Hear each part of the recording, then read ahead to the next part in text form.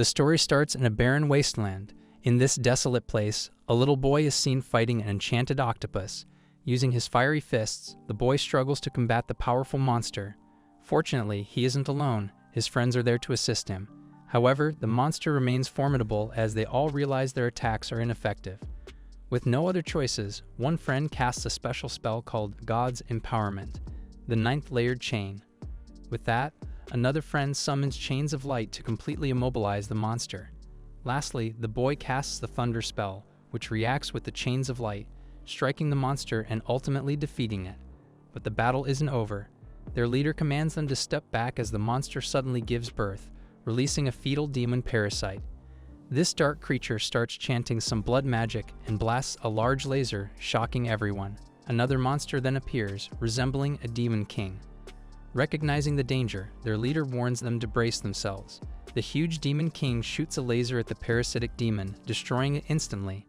Fortunately, all the heroes are safe and sound. However, the giant demon descends upon them, revealing that it isn't a king but a demon queen.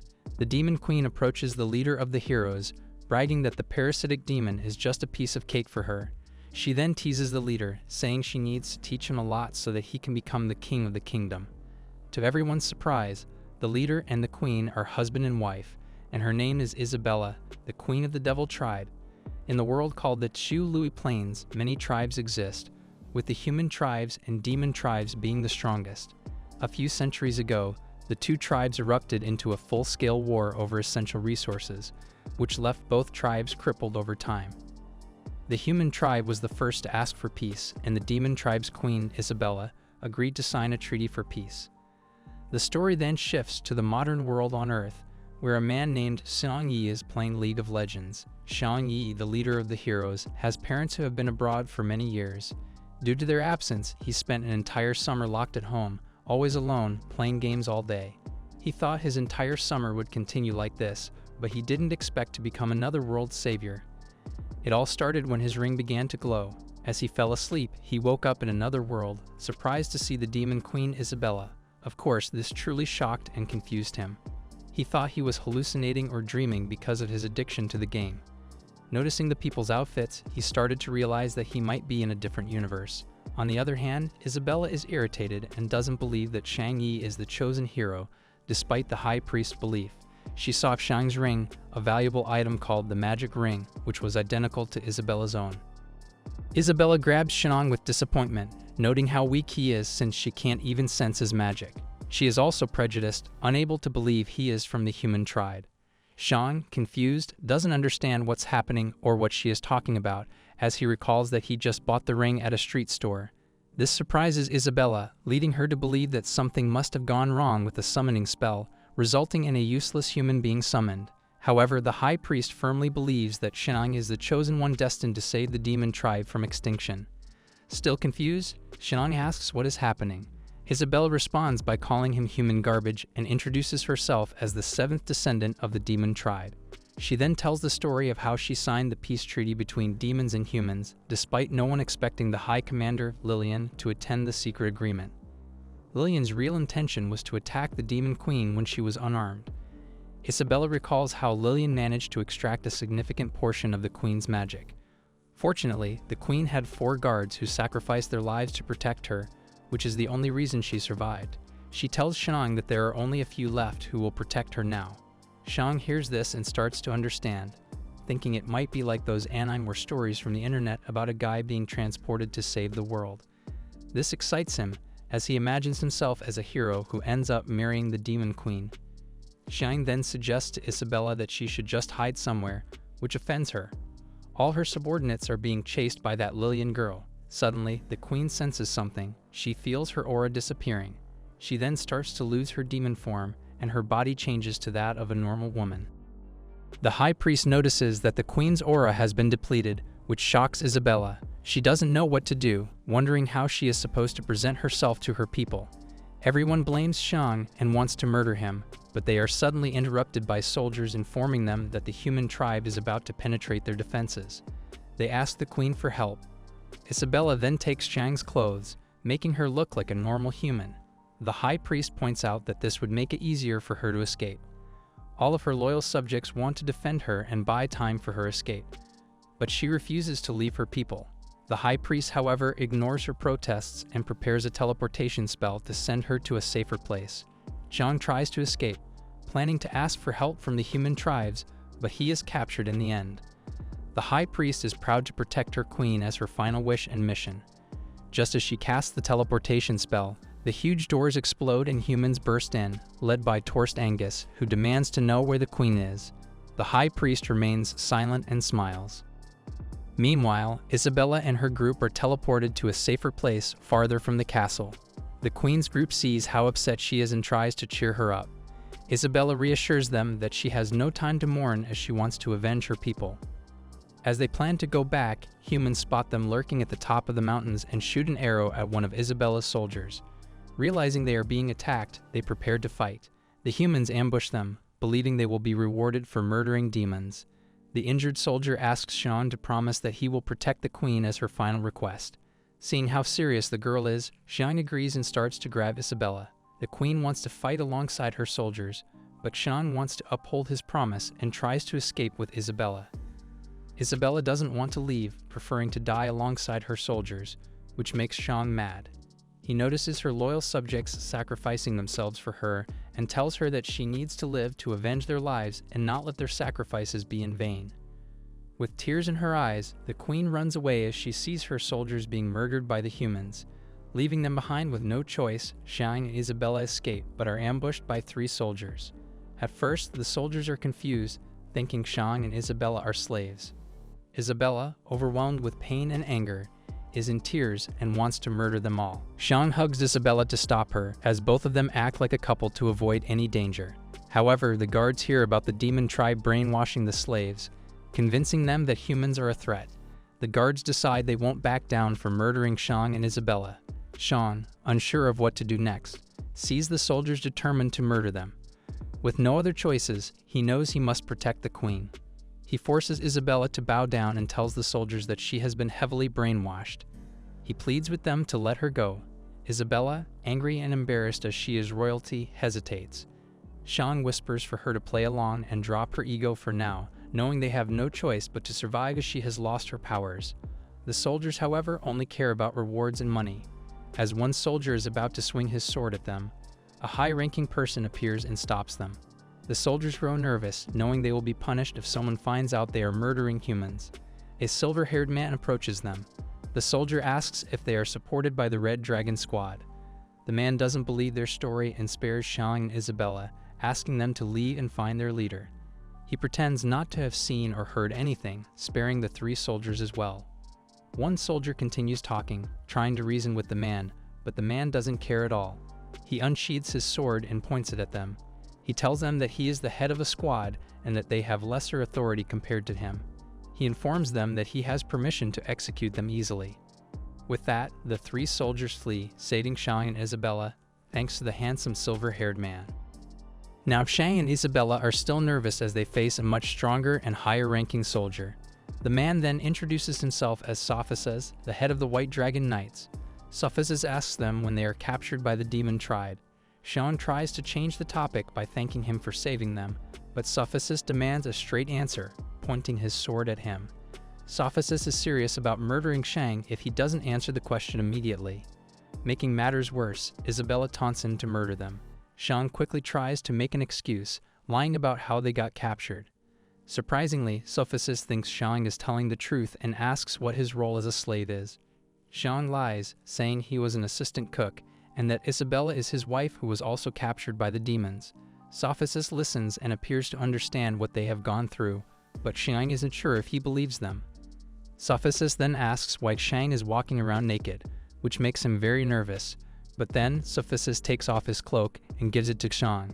Xiang blushes, feeling like this is a scene from a BL Manhwa, and Sophices guesses that he has gone through a lot to escape the demon tribe. Sophices, being a kind person, thinks the 2 of them have been oppressed for too long and wants to take them in. However, Isabella is still angry and doesn't accept his help.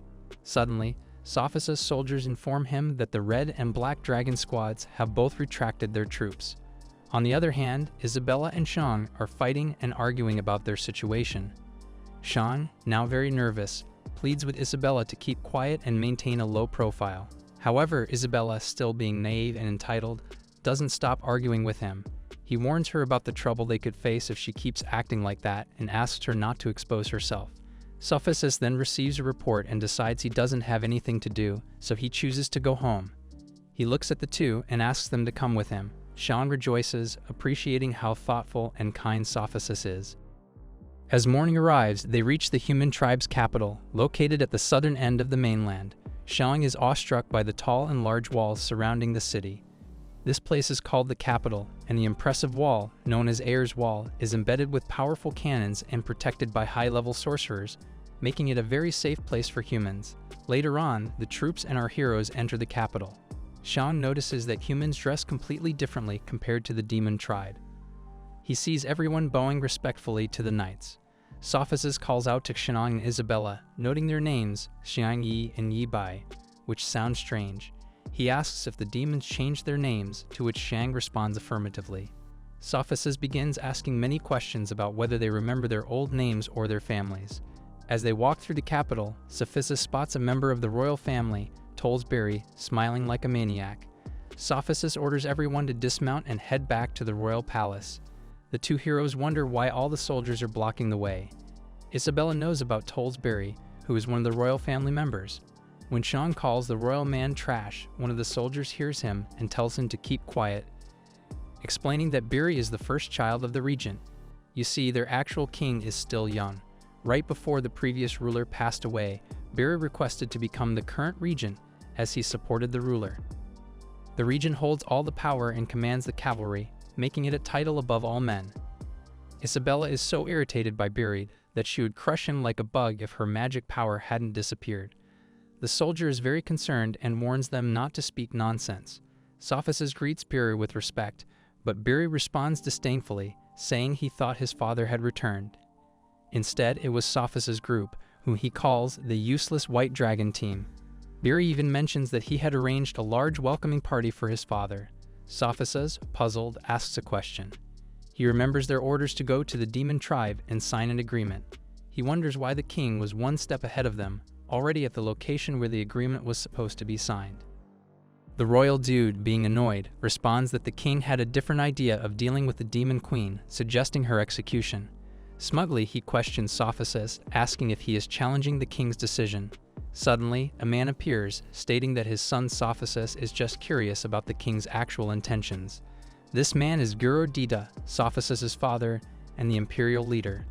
Biri questions Guro if he's there to interrogate the regent, to which Guro responds affirmatively. Xiang, on the other hand, is curious about Guro's importance to the empire. The soldiers explain that Guro is the sole imperial leader and one of the king's closest friends. Furthermore, they explain that the regent and Guro have different political views. Isabella remarks that humans only bicker and fight all day despite her betrayal. Moments later, a horn is heard from the walls, indicating the king's return. A group of soldiers and people enter, and Isabella is baffled and shocked to see from afar the high priest's head on a soldier's spear. This sight leaves her truly in shock. Xiang understands her feelings and tries his best to calm her down. Isabella then looks at the king, named Tolls Angus, and vows to make him pay. Angus then faces Guro, smiles, and asks if he came today to welcome him. Guro tells Angus that the king cannot rest yet and suggests that they go to meet the royal highness together. Angus agrees, as he also needs to report to the royal highness. Biri happily greets his father, but Angus, visibly displeased, warns his son that if he plays games like that again, he will be punished severely. Biri is very scared but understands his father's warning. Xiang is surprised to see Angus and thinks he must be important. Isabella explains that in their world, they used to have water called Kaoxeo, and she recalls how someone used it to push people around at will, and eventually, his son became king. Xiang thinks about finding a way to get Isabella out, but she refuses, stating that she plans to escape on her terms and doesn't want Angus to think he let her go. Then, one of the soldiers informs them that their group leader wants to accompany Guro and has been assigned to escort them to their residence. Xiang happily agrees to this. When they arrive at the residence of the White Dragon, the two of them are shocked to see the massive place with beautiful designs and structures, as if they are in a museum. One of the maids, named Elena, appears and informs them that she has been commanded to take good care of them. This surprises Shang, who is very excited to see a maid in a fantasy setting. As the maid serves them a meal, Isabella wonders why sophists would treat them, essentially slaves, so nicely. Shang guesses that if they wanted to harm them, they would have done so already, suggesting they should just go along with whatever happens. Isabella agrees with him. However, Alina's expression changes, indicating that something might be wrong. Soon after, Euro and Angus come to meet the young king. The young king is pleased with Angus for their success in their mission and asks for his reward. Angus respectfully thanks the king, stating that the king's wishes are his happiness and that he does not require any rewards. But then Guru interjects, revealing that Angus's words are a lie. He explains to the king what Angus did, reminding him that the king's quest was to sign a truce contract with the demon tribe, which did not happen. Instead, Angus rushed ahead to break the deal and execute the demon queen. But then one of the king's attendants handed him a letter, which shocked the king. He thanked Angus for his work, which baffled Guru. Guru explained that another clan had controlled the demon tribe, questioning how a traitor like her could overthrow the clan so easily and be crowned the new queen. The king then ordered Guru to speak no further, stating that he would allow the region to carry out his plan as he wished. Guru, still in shock, reluctantly agreed. Angus smiled, along with a mysterious girl beside him, who was likely Lillian. Guru remained in a state of shock. Meanwhile, Isabella was taking a bath, contemplating her plan. She realized that if she returned to the demon tribe, they wouldn't recognize her as their queen. She wondered if she might have to live out the rest of her days as a human. On the other hand, Shang was also taking a bath, finally able to relax. However, he still worried about how he could return to his world. He couldn't believe he ended up in this world because of the ring and didn't want to spend the rest of his life there. The world seemed interesting until he saw people get slaughtered right in front of his eyes, which was too frightening for him. He wondered if dying in this world would send him back to his own. Despite these thoughts, he knew he shouldn't dwell on them. After realizing the ring's importance, he decided he must keep it safe. Suddenly, Sophisis appeared and was shocked to see Shang naked, startling Shang to see Sophisis' Lon Johnson. Sophisis is surprised to find Shang there as well and suggests they take a bath together. Shang, shocked by Sophisis' long sword, remembers Isabella's words about why Sophisis would treat them, essentially slaves, so nicely. He then notices all the battlefield scars on Sophisis' body. Sophisis asks Shang if he is getting used to his new surroundings, all while looking at Shang with a gaze that makes him uncomfortable. Despite this, Sophisis is very kind and wishes to help them, mentioning that they will dispatch people tomorrow to search for their families. Even though Sophisis doesn't have much information about them, he questions Shang for any additional details about his relatives. Nervous, Shang lies again, saying he suffered a concussion after being captured. He wonders if Sophisis is trying to expose him by finding holes in his story. Sophisis then tells a story about his younger brother, who is about Shang's age. He recalls that his brother was captured 12 years ago by the demon tribe and hasn't been seen since. He further reveals his brother's name, Sophisak, and asks Shang if he knows anything about him. Of course, Shang has no clue about Sophisak, so he lies again, telling Sophisis that there are many slaves, making it impossible to know every single one. Sophisis then asks what normally happens to someone who is captured. Shang lies and says they are beaten and abused regularly by the demon tribe, but he was just raised in the kitchen from a young age. Seeing Sophisis' sad expression as he thinks about his brother, Shang realizes that Sophisis treats him kindly because he reminds him of his younger brother. Sophisis hopes that his brother is still alive and wishes for a chance to reunite with him.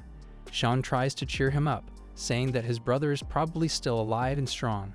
Sophisis agrees, hoping that after the peace treaty is signed, they can request the release of all human captives. Shang gets mad, questioning if there is still a possibility of the slaves being executed. Sophisis explains that Angus and the demon tribe already have a new ruler, Lillian. This surprises Shang, realizing that the traitor has become the new ruler. He knows he must inform Isabella about this. Shang then remembers that his father, Euro, and Angus had many disagreements, making it difficult for him to gain help from Angus, which Sophisis acknowledges. The story between his father and Angus is complex. His father is the king's teacher and one of his most trusted advisors. He has held his tongue because of his subordinate position. If that weren't the case, Angus might have shown his murdering intent. Sophisis wonders why Angus would help someone like him who is trying to befriend the enemies. Shang agrees, acknowledging the complexity of the situation. He then tells Sophisis that he is a nice guy and tries to cheer him up, saying that their good karma will come soon and he will surely reunite with his younger brother. Sophisis is very happy to hear these encouraging words, thanking Sean for his kindness. He mentions that in the future, there will be no need to call him team leader or captain, as they will soon become real friends and can call each other by their names. After taking a bath, the maid shows Sean to his room. As he is about to go inside, he accidentally sees Isabella naked, which shocks him. He accidentally calls her by her name, surprising her. She nags at him, warning that there might be someone watching or listening to them. Sean tells her that Sophisis is a good boy, but Isabella says she is not talking about him, but about the maid, Alina. She has noticed that Ella has been watching them since they stepped foot in the mansion. They are still seen as demon slaves in the eyes of others, and they won't have the audacity to fully trust them. This confuses Sean, wondering why they were put in the same room. Isabella points out that it's Sean's fault, as he always lied about the two of them being married. Then suddenly they heard that there was someone outside, which was Alina, and she was eavesdropping on them. Isabella and Xiang started making lewd sounds in their room, causing Alina to blush and leave them alone. Even after she leaves, Xiang continues acting, annoying Isabella. He teases her, suggesting they could just do it for real. In response, Isabella punches Xiang for his behavior and tells him he is going to sleep on the floor. She even warns him that if he tries anything while she is sleeping, she will murder him on the spot. Xiang laughs, knowing he is as pure as snow. Nevertheless, he asks Isabella if, since she summoned him to their world, she can send him back to Earth. Sadly, Isabella does not know how, and even the high priest wouldn't know how to send him back. Feeling sad about this, Xiang remembers the ring and asks Isabella to hand it over for a while. He theorizes that if the ring brought him to their world, it should be the gateway back home. Xiang tries to pray over the ring, asking for a way home, but after 10 minutes, nothing happens. Frustrated, he questions if the high priest cursed him or something. But Isabella explains that the high priest can only perform some old transcribed spells. As Xiang was about to give Isabella her ring back, she fell asleep from the exhaustion of the day.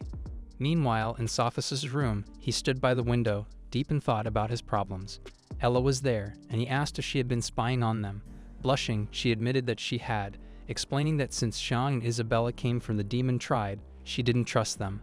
Sophisis approached her, grabbed her waist, and told her not to disrupt them without his permission. Blushing even more, Ella admitted she didn't understand him, as this was the first time Sophisis had brought guests to his house. He explained that when he saw Xiang, he felt an unnatural bond between them as if they were family. At this point, it becomes clear that Sophisis' brother, who looks like Xiang, might be the reason he feels so warmly towards Xiang. Sophisis smiled, thinking that Xiang might be his little brother, Sophisak. Elena touched Sophisis' face, happy to see him smile after a long time. Sophisis asked if she was happy on his behalf, and Elena smiled, saying she was. With that, Sophisis put her on the bed, asking her not to leave him that night, and gave her the long holy sword that night. The next morning, Xiang woke up and noticed that Isabella was gone, wondering where she could be. Helena called to him, greeted him good morning, and gave him a new set of clothes. She informed him that Sophisis had specifically picked them out for him, saying they suited him well, making him look like a hero or adventurer. Xiang asked Helena if she had seen Isabella. Helena told him that Isabella and Sophisis were training in the gardens and suggested he join them. They headed to the garden, and Xiang was surprised by its immense size. Thanks to Helena's guidance, he managed to find his way through the expansive garden. In the garden, they found Sophisis practicing archery, his usual routine. He was an excellent archer, always hitting his mark. Xiang praised him for his skill, mentioning that he must have a remarkable track record for accuracy. Sophisis smiled and offered Xiang a chance to try it, but Xiang felt too shy, knowing he wasn't talented enough to shoot like Sophisis. Sophisis mentioned that his wife was quite talented as well. Xiang watched as Isabella practiced archery, proving herself to be a skilled archer like Sophisis, hitting her marks with precision. Xiang praised her, impressed that despite losing her powers, her skills hadn't diminished. Feeling somewhat foolish for underestimating Isabella, Xiang realized she was capable even without her powers. Moments later, Alina announced that breakfast was ready. As they ate together, Sophisis asked Xiang and Isabella if they had lived with the demon tribe for a long time and if they had grown accustomed to that lifestyle. Xiang lied, saying they were accustomed to living with the demon tribe, but in his mind, he knew he couldn't continue lying and needed to find a way to leave the place. He told Sophisis that they had already caused enough trouble and couldn't continue to burden him. However, Sophices insisted they could stay at his house if they wished, as he had already assigned Alina to help them settle in comfortably in his kingdom. Sophices assured them that Alina would teach them how to live comfortably again. Xiang felt unsure about what to do, sensing that Sophices didn't want them to stay permanently. Isabella intervened, explaining that they simply wanted to regain their independence and didn't want to cause any more trouble. Sophices reassured them, saying they were not troubled at all and expressing his wish for them to contribute to the kingdom. He offered to arrange work for them, and even if they wanted to stay and work, he welcomed that idea, especially since he wanted to taste Xiang's cooking. Now Xiang's lie had backfired, and he found himself in a difficult situation. Suddenly, Isabella screamed, demanding to stop. She expressed that she would rather return to the demon plains than spend her life working in the kitchen. Nervous about what Isabella had said, Xiang feared they had offended Sophices. Sophices was confused and asked Isabella to clarify. She explained that during her time with the demon tribe, she had heard stories about how the kingdom mistreated its people. In ancient legends, humans were once terrorized due to their weakness and frailty. To protect themselves, they sought out a dragon of immense power to watch over them as their guardian. This dragon not only assisted in building towns and cities, but also taught humans how to use magic. This alliance led to humans adopting the dragon as their emblem. The kings of the realm each commanded 7 armies, each bearing a different color derived from the original dragon emblem. The 2 most formidable armies were the Black Dragon Group and the Red Dragon Army. For those seeking to escape poverty, the primary path was to join the army and prove themselves worthy through hard work. Alternatively, they could earn a diploma from an esteemed school within the capital city. The honor school has continuously produced graduates sent to serve the king since its establishment. Legend has it that the school's headmaster, Vasily Andrei, is over 500 years old and possesses mastery over all plane magical spells, reaching a level of power akin to a deity. It is said that the collective might of the school's teachers could overwhelm thousands of armed troops. Upon hearing the ancient legend, Isabella expressed her desire to become a student at the honored school. She was determined to grow strong, whether through swordsmanship or magic. Meanwhile, Xiang felt uneasy about the idea but saw it as their only path back to the demon tribe. Sophices asked Isabella if she was serious about this decision. She replied that she sought revenge, surprising him.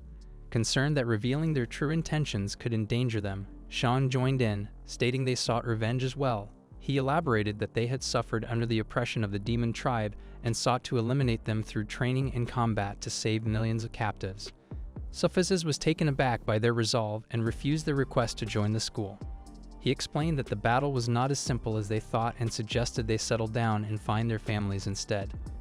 Feeling he had made a mistake, Xiang quickly fabricated another reason, claiming they were currently weak, but would become strong students of the honored school, useful to Sophices. He mentioned his father and Angus, who were currently fighting for the human tribe, expressing their desire to contribute to the country as well. Xiang hoped to repay Sophices' kindness. Isabella was surprised by his words, realizing that despite his outward appearance of weakness, Xiang was adept at lying and making excuses. She observed that Xiang had put every effort into convincing Sophices, using every word in the dictionary if he had to. Sophices believed Xiang's explanation, surprised by his unexpected concern and feeling grateful. Xiang, in turn, found himself surprised by Sophices' naivety, especially with his admiring gaze. Isabella joined their conversation, emphasizing that they lacked any royal or honorable status, making enrollment at the honored school their only hope. Sophices agreed to enroll Isabella, recognizing her potential and believing she could become a valuable asset to the country if she studied diligently. However, he cautioned Xiang that he still had a long way to go. Isabella admired Sophices' leadership, noting his ability to see potential in others just by observing them. Sophices then suggested that Xiang might excel in culinary arts, despite Xiang's own belief that he wasn't good at cooking. Hours or a day later, they arrived at the school, where they were informed that they could only enroll as late insert students 2 months into the academic year. Excitedly, Xiang asked if they would learn swordsmanship and magic. Sophices explained that swordsmanship and magic were 2 of the 9 branches of the academy. The main branches included magic, swordsmanship, close combat, and archery. Sophices assured Xiang that teachers would assess their strengths and weaknesses to determine the best branch for each of them. Despite Xiang's lack of practical skills in these areas, Sophices encouraged him, saying determination would be crucial for success. Sophices called over a soldier named Chill, who had appeared in an earlier chapter, to guide them to their teacher. Unfortunately, Sophocles couldn't accompany them as he needed to visit the king with his father.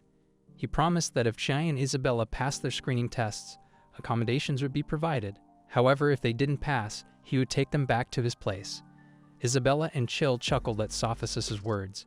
Chiang looked up at the academy with anticipation, seeing it as his first real test in his new world. All the new students gathered for orientation, where they were introduced to their close combat instructor, Mike Yasso. He was renowned for mastering the Fist of Wind technique, emphasizing the use of shadow strength. Mike called upon one of his trusted students, Eli. This was the boy who previously fought the octopus monster mentioned in the first chapter. Eli stood up confidently, ready to demonstrate Mike's teachings. Eli a stone, Mike instructed him to strike a nearby statue with full force. Eli concentrated his power and delivered a punch that shattered the statue with a single blow, stunning everyone with his strength. The students cheered and praised Eli's impressive display. However, despite the applause, Eli did not pass the test. Mike explained that Eli's strike was too powerful. He needed to learn to control his strength. To master the shadow strength, Eli had to strike without breaking or destroying the stone in his hand. Not everyone understood the distinction, including Eli, who found the task daunting. To illustrate, Mike summoned his bird pet and demonstrated the technique himself. His expression darkened like a shadow, and with controlled force, he shattered the statue into pieces. Fortunately, Mike handled his bird pet expertly, ensuring it remained unharmed. The students, awestruck by Mike's demonstration, eagerly questioned how he achieved such control. Meanwhile, Chiang and the others observed Mike's display with excitement, praising his skill. Mike noticed their interest and approached them to inquire how he could assist. Interrupting their conversation, a soldier apologized for the disruption and informed Mike that Chiang and Isabella were new students seeking to take their entrance exams. The news surprised the class, as it was unusual for girls to enroll in their course, but they admired Isabella's beauty and presence. On the other hand, Chiang eagerly expressed his desire to join Mike's class, but Mike's intimidating gaze silenced the room. His aura, known as the Fear Power, left everyone in awe. Remarkably, Isabella remained unaffected by this display, which intrigued Mike. Recognizing her potential in melee combat, he acknowledged her abilities, noting her interest in magic and swordsmanship. Mike then noticed Chiang's puzzled expression but gave his approval, sensing potential in him as well. The soldier comforted Chiang, who felt unsettled after experiencing Mike's fear ability. Suddenly, Chiang was shocked to find himself collapsing, only to wake up minutes later confused about what had happened. He realized everyone had already left, and Eli explained that Mike's fear ability had paralyzed him temporarily. Chiang questioned how it was possible, and Eli described it as a self-invented fighting technique. Unfortunately, Chiang didn't pass the entrance exam with Mike. Eli offered to help him, but Chiang decided he didn't want to risk getting hurt and instead sought to befriend Eli. Introducing himself, Chiang hoped to avoid being bullied by making friends with the strongest student. Eli, whose real name was Alex Air, accepted Chiang's friendship and headed to another class. Isabella teased Chiang for befriending the strongest student despite his weakness. Knowing they weren't interested in combat skills, they planned to visit the swordsmanship and magic classes next. At the open-air training grounds, students cheered as two teachers, Dorona for swordsmanship and Az for magic, engaged in a mock battle. Az launched green spirit orbs at Dorona, who skillfully dodged them. Among the crowd, Tollsbury, the trash noble, cheered for Dorona, provoking offense from a sorcerer student who overheard. In the crowd, an important character who looked like Sasuke from Naruto sat reading a book, potentially becoming part of Xiang's group or his friend. Meanwhile, back in the training grounds, the two teachers continued their intense battle. Az's magic hit Dorona's armor, but Dorona brushed it off, declaring that if Az wanted to play, she'd go all out. With incredible speed, Dorona rushed Az, who quickly cast a shield spell. However, Dorona easily dodged around it and struck Az from behind with a lightning-infused sword strike. Az, realizing the danger, summoned a massive shield spell to protect herself from the thunder strike. Thunder and magic clashed as lightning threatened to strike the janitor. Chiang swiftly pushed the janitor out of harm's way, surprising everyone, the crowd and the teachers alike. Dorona then pointed her sword at Chiang. Noticing he wasn't a student at their academy, she questioned if he was sneaking into their class. Nervously, Chiang explained that he had just saved the old janitor, but the janitor had disappeared as if he were a ghost. Suddenly, Chill the soldier appeared, urging Dorona not to be aggressive, revealing he was a friend of Sophocles. Dorona recognized him and asked if Sophisis had also gone, hinting at her crush on him. Chill explained that their leader had other duties and had sent him in his place. This disappointed Dorona, but Chill reassured her that a new student had arrived who hadn't yet found their assigned branch for learning. The teachers were surprised to hear this and wondered if Sophisis had approved or if the principal was aware. Chill confirmed that the principal had already agreed after being informed by Sophisis. Meanwhile, the students were amazed by Isabella's beauty, but a boy named Barry remarked that she was just average. Dorona understood his motive to test their strength and firmly planted her sword into the ground. Izzy then approached with her orbs, intending to give one to Isabella. Sean called out to Chill and asked if the magic ball was an item that tests a person's potential. Chill was surprised that Xiang didn't even know about boundary forces. Xiang explained that he had been with the demon tribe all this time, so he was unfamiliar with it. Chill then explained that boundary force exists in all living things, but isn't readily usable. To access it, one must reach a point called the boundary point. The magic ball Isabella held could reveal the boundary force within an individual. Still confused, Xiang asked about boundary power. Chill likened boundary force to water, which everyone has a cup for, as Bruce Lee said. The size of this water cup within their body determines how much water boundary force they can store. He explained that magic and swordsmanship students require substantial boundary force. If their cup is too small, some students won't be able to attend these classes and must find another branch. The demon tribe believed that magic force and boundary power were called the Well of Magic. As Isabella began her test, Sam and the entire class cheered for her beauty, while some women felt jealous. Chill explained further that if the magic ball emitted a weak light, Isabella's power would be considered average, and she would only join the magic class. Xiang then asked what would happen if there was no light at all, indicating she would have to give up on both sword and magic classes. Isabella proceeded with the exam, surprising everyone with the intensity of the light, which even amazed Dorona and Sean. Taking it seriously, Az asked Isabella if she had learned magic before. Isabella replied that she had learned some magic but lost her boundary force due to unknown reasons. Az couldn't sense any of her boundary force, yet Isabella possessed an unprecedented amount of boundary power that hadn't been seen in centuries or even millennia. Az then accepted Isabella as her student, earning praise from everyone including Dorona, who was surprised. Dorona asked if Az wanted to reconsider, to which she responded that Isabella was just slightly below Ren's. Dorona, pleased, congratulated Isabella and invited her to take Dorona's sword test, even though she had already passed Izzy's. Isabella effortlessly drew the sword, mentioning her indecision between studying swordsmanship and magic. Dorona smiled, impressed, and asked if Isabella would join her class instead of Az's. Isabella explained she had trained in swordsmanship with foreigners from the East, but preferred not to rely on it often. Chill nervously worried about offending Izzy, but Isabella insisted on trying Dorona's class. Dorona agreed to her request. Dorona asked the students who had volunteered to guide Isabella, and Barry smirked, eager to test her.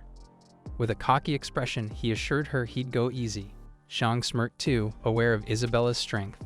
Dorona clarified it would be a mock battle without using any boundary force. Despite this, Barry remained confident he wouldn't harm Isabella. The fight began, with Barry making the first move, dashing towards Isabella and aiming for her chest to tear her clothes. Isabella effortlessly deflected his attack. Undeterred, Barry tried again, attempting to humiliate her from behind, but Isabella dodged once more. Barry smiled, thinking he still had tricks up his sleeve.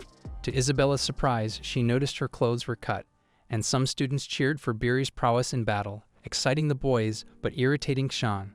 While Barry looked down on her, he rushed Isabella again. Realizing his target, Isabella retaliated, dodging his attack and landing a hit on Barry, who managed to block it but struggled against her strength. As Barry backed away, Isabella rushed toward him. Anticipating her move, Barry prepared to block, but Isabella easily dodged again. Barry struggled as Isabella kept hitting and dodging his strikes with her wonderful tricks and techniques. Dorona was very impressed by her abilities. Barry thought that he couldn't keep up much longer, desperation setting in as he was about to lose. He activated his powers, which was against the rules. Isabella noticed and backed away. Barry then shot a beam of blades at her, but luckily the guy who looked like Sasuke from earlier saved her by chanting a spell, creating an ice field that blocked the attack. This guy's name was Leon, and he successfully saved Isabella by carrying her. As Leon asked if she was fine, Xiang saw this and felt jealous, pushing him off and thanking him for saving his wife. Leon and the others were surprised to hear the word wife. Xiang asked Isabella if she was all right, but she brushed it off as nothing, thinking of it as child's play. Dorona asked Chill if they were married, to which Chill confirmed, making her relieved to hear that and stating he should have said that earlier. Chill now realized that the reason Sophisis didn't come was because of Isabella. Dorona then approached Biri and was very disappointed that he used boundary force, which they couldn't use. Biri defended himself, saying he used it in self-defense. AC scoffed at him, saying they were all human, but Leon was much stronger than Biri would ever be.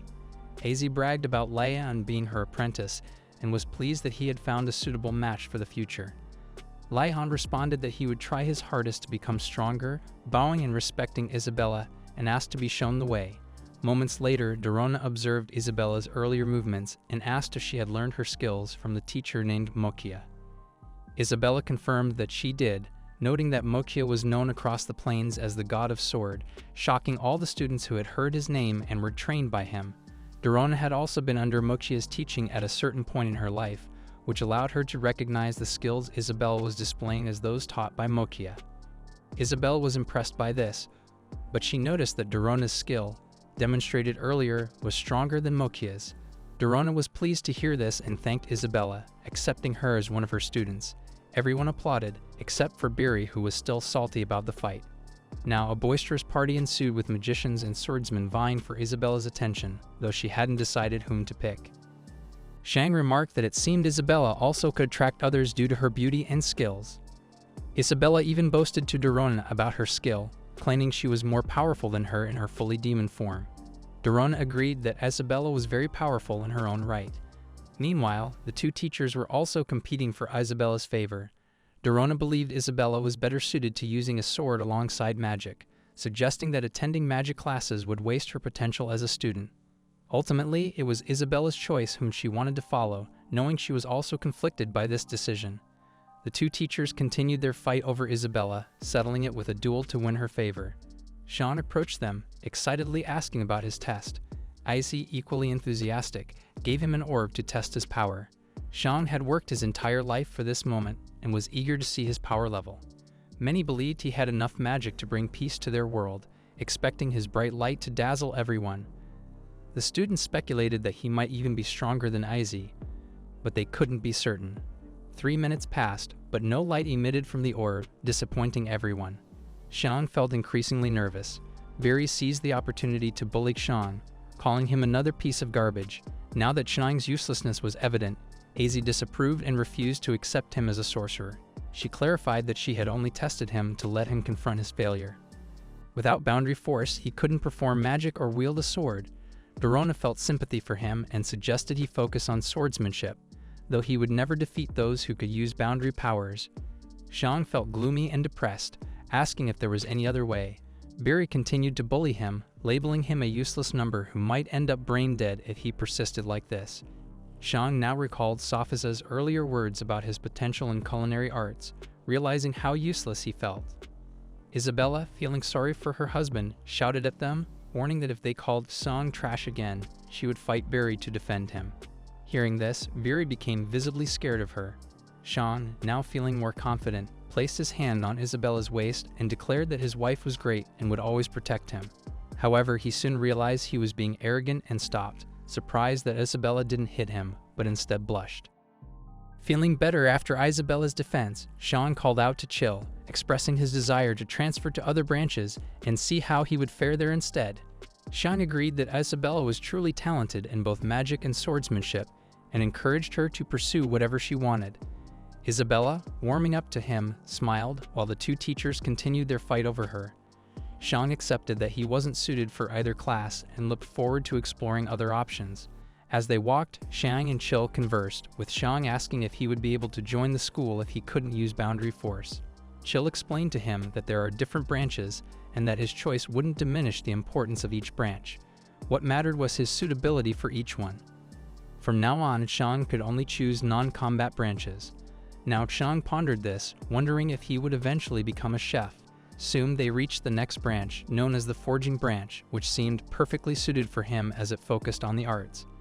Xiang noticed that all the diagrams were poorly done and accidentally remarked aloud that the drawings looked ugly, surprising all the students. A nerdy bowl-cut-haired guy asked Xiang which branch he was from and why he was causing trouble. Xiang apologized, explaining he was a new student. He then asked Chill why forgers had to learn to draw, given that forgery typically involved heating metals and grinding knives, but Chill didn't understand his question. Suddenly, a bald, muscular man with a mustache appeared behind him. This was Ashton Martin, the teacher of the forging branch. He smiled, noticing that Xiang did not know their class whatsoever. All the students were surprised to see their teacher there. Ashton Martin instructed all his students to draw and asked Xiang if he knew that the forging branch could create anything. Chill explained to Martin that Xiang had been captured by the demon tribe when he was young and didn't understand a lot of common human knowledge. Understanding this, Martin decided to demonstrate how forging worked in the human tribe. He approached a sword and pulled out a jade pen, which began to glow with magic. Martin then drew a sword on the floor with the pen and tested a spell on it. The drawing came alive, manifesting as a real sword on the floor, illustrating how they forged works of art. This amazed Xiang, who asked if Martin's pen could create anything. Martin explained that it could, as long as he had enough gold alloy crystals. Xiang then asked if forging required the use of magic, and Martin clarified that forging was different from magic class. It did not require magic, making it very suitable for Xiang. Now Xiang wondered if he could create guns or American-style magic if he could create swords out of thin air. He asked another question, wondering if using gold alloy crystals was a form of magic derivation. Chill explained to him that crystals already contained magic, which even children could utilize. Different grades of crystal existed, and his band was made from a special type capable of creating items out of thin air. Xiang contemplated the overwhelming potential of his newfound ability and wondered aloud if using it required boundary force. Martin chuckled and reassured him that it did not, much to Xiang's satisfaction. This prompted an outburst from the nerdy student, demanding to know what Xiang was talking about. To him, it was great. This skill was too overpowered, shocking him. In response, he knelt before the teacher, surprised by his action. He begged to be accepted as one of his students. Martin was surprised that he wanted to learn smithing. With a glint in his eyes, he eagerly accepted the class, acknowledging that he felt worthless before. Everyone in the class was amazed to see him beg like that, knowing most, if not all of them, were as useless as he had thought. Xiang, a talented artist, demonstrated his skill by sketching their swordsmanship teacher, Dorona, with perfection. The students were astounded by his ability. He showed the sketch to the teacher, leaving Martin stunned by his skill. Martin commented that Xiang had even surpassed the minimum requirements for the class. This surprised Xiang, as he couldn't believe he excelled at drawing enough to exceed the class requirements. With a serious expression, Xiang admitted he had no other skills besides drawing. Martin explained the importance of craftsmanship to all the students, emphasizing its value compared to other fields of study. Xiang realized that in their world, being exceptionally good at drawing was akin to possessing an overpowered skill. Xiang believed that craftsmanship was just as crucial as any other discipline, seeing the power in creating things simply by drawing them. The nerdy individual explained to him the rules and regulations of forgery. First, creations must support the natural order of life on the planes, avoiding objects with malicious intent. Second, materials cannot be stolen for creation, and there should be no favoritism in what is made. All creations must be treated equally. Lastly, forgery is limited to non-sentient objects, emphasizing true craftsmanship. Xiang knew he needed to learn these rules while under his teacher's guidance. Xiang perceived his teacher as warm-hearted and considerate due to his adherence to these rules. Convinced he wouldn't regret studying under Martin's tutelage, Xiang earnestly begged Martin to accept him as a student. He mentioned his friendship with their leader, Sophisis, implying that Sophisis would highly praise Martin for accepting him. The nerdy dude agreed, acknowledging Xiang's artistic talent would make him a valuable asset in the future, supporting those around him. Martin was already aware that he wouldn't miss out on the opportunity of having a talented student like Xiang. Now that Xiang had surpassed the requirements, he was allowed to use the Aura Crystal Pen, an essential tool given to every new member of the class. Martin warmly welcomed Xiang and emphasized the importance of taking good care of the pen. And so, Xiang began his new life as a forger. At the royal palace, Angus looked at the king with seriousness, urging him to decide on their next move. Suddenly, the castle doors opened, revealing Sophisis and his father Guro. Guro informed the king that he had heard Angus proposing executions for the Minister of Agriculture and the leader of the Grey Dragon team. Without waiting for an explanation, Angus stated that he had sent out scouts to investigate rumors of illegal activities within the kingdom. He further explained that the Minister of Agriculture had formed alliances with creatures from the east, while the Grey Dragon leader had been distributing army rations to their tribe. Angus argued that transferring military rations to enemy hands warranted severe punishment, suggesting a lifetime in jail. Guro agreed, emphasizing that the eastern lands were suffering from a severe drought and that offering aid could foster peace between the tribes. He believed establishing goodwill through such gestures would benefit both nations. However, Angus disagreed, viewing the eastern tribes as mindless beasts unworthy of peace efforts. He criticized the lack of prior reporting to the king. Guro countered, advocating for immediate action to save lives, asserting that waiting would result in unnecessary deaths. Angus dismissed his concerns, seeing the tribes only as threats, not as equals deserving of consideration. The young king hesitated, unsure of what decision to make. Angus smirked and declared that it was too late for indecision. He ordered for the captives they had taken to be brought forward. Lilia entered the room with 2 captives, revealing they had been caught receiving supplies from their army. Guro was visibly shocked to see Swordmaster Mochia, Isabella's teacher, and Commander General Beru among the captives. The 2 beings greeted the king respectfully, acknowledging their capture. In anger, Guro demanded to know why it had come to this. Angus ignored him and ordered the peacekeepers to open the boxes. The king was horrified to find the severed head of the Minister of Agriculture inside. He demanded an explanation from Angus, questioning how he could have authorized such an act. Angus was well aware of the king's compassionate nature, intending to delegate the dirty work to people like him. He informed the king that the Great Dragon team would be relocated to a place called Sado, and in a week, he would lead both the Black Dragon and Great Dragon teams to attack the eastern tribe, ensuring their destruction. The 2 beastmen were shocked to hear this, as it wasn't part of their agreement. Lilia swiftly intervened to quell the beastmen's outburst, while Angus smirked and denied making such statements, suggesting they should beg for mercy from the king instead. General Beru dismissed Mochia's concerns, believing humans to be the least trustworthy among the tribes, all with evil hearts. Guro couldn't believe how dire things had become and felt sorrowful. He urged the king to stop and avoid escalating tensions unnecessarily with other tribes. However, the young king, unsure and inexperienced, struggled to respond. Lilia then released the chains as part of her plan. Mochia, surprised, regained his freedom, and his powers returned. Lilia, seizing the moment, shouted in surprise as the beastmen broke free.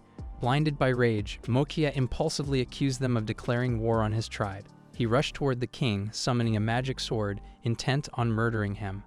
However, Sophisis intervened, protecting the king and admonishing Mochia for his disrespect. Staggered, Mochia fell as Sophisis fatally stabbed him, declaring him unworthy of his title as Swordmaster.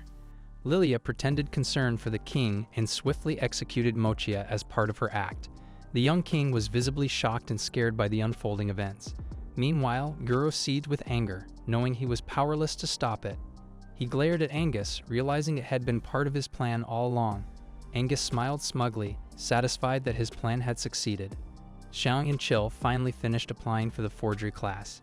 As they walked, Xiang was surprised to see a portal, which reminded him of features in video games. Curious, he asked Chill where the portal led. Chill explained that the portals connected the east and north borders, where some students lived due to the increasing number of students at their school. Chill elaborated that the current portal could take him to the northern residence, which had fewer facilities and cheaper rent. On the other hand, the eastern residence had better facilities but was more expensive. Recently, security had been lacking in the northern residence due to a recent incident. Xiang realized that there were distinct wealthy and poor regions. Chill then told Xiang that if he wished to continue studying, he needed to live on campus. Xiang thought about Sophisis, whom he found impressive but felt uncomfortable with his overly affectionate behavior.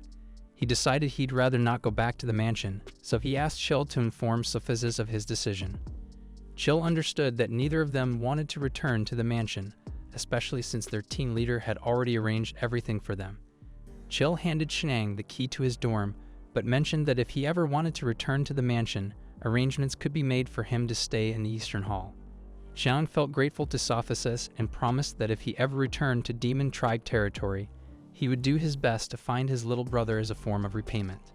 Meanwhile, Sophisis and his father, Guro, discussed the situation with the king. Sophisis asked his father if the king would listen to them, but Guro believed it was too late. He explained that the Minister of Agriculture and the Green Dragon team leader were his best men. If the king wanted to remove his best men, Guro would stir up trouble to prove him wrong and would not let it go easily. As they were about to enter a certain room, one of the guards called out for their leader. Sophisa stopped and informed them that his father needed to discuss matters with the king and commanded them to inform the king of this. The guard responded that the king was aware of Guro's arrival and had instructed them to wait outside. Guro guessed that he and the king were on the same page. However, as they were about to enter, one of the guards stopped them, informing Sophisa that the king had requested only Guro to enter the room. With no other choice, they agreed to the king's request. As Guro entered, he found that the king was not present. Instead, Angus was there. Angus explained that he had arranged for the king to practice horse riding and archery. Smirking, Angus taunted Guro, implying that he was not intimidated by the day's events.